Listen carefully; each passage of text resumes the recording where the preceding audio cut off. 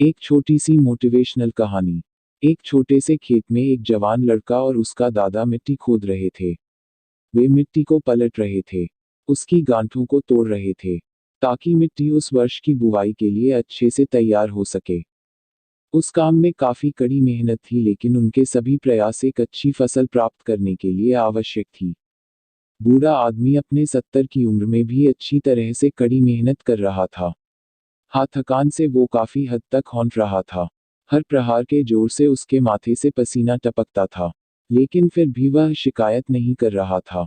उसका पोता, जो महज 17 साल का था, तंदुरुस्त और ताकतवर, वह मिट्टी को पलटने और गांठों को तोड़ने में लगती मेहनत और ताकत के लिए कोसता।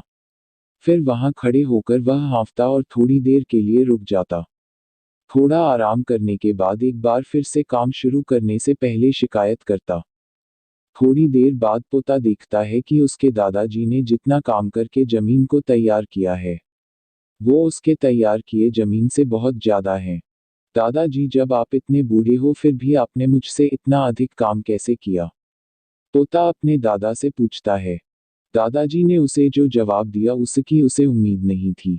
जब हम किसी काम को मुश्किल मानते हैं और उसके बारे में ज्यादा सोचते हैं तो सच में मुश्किल हो जाता है। और हम बिना सोचे जब उसे करते हैं और करते ही रहते हैं तो वो आसान हो जाता है। तोता थोड़ा अचंभित हो जाता है, इसलिए दादाजी अपनी बात जारी रखते हैं।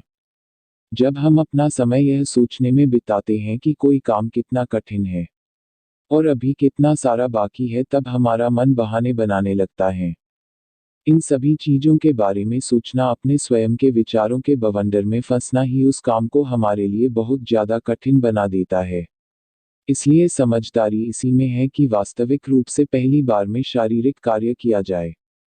जब आप तय किए काम के बारे में ज्यादा सोचते हैं और अपने दिमाग को नकारात्मक विचारों पर ध्यान केंद्रित करने की अनुमति देते हैं, तो आपकी गति उस काम को करने के लिए अपने आप धीमी होते जाती है।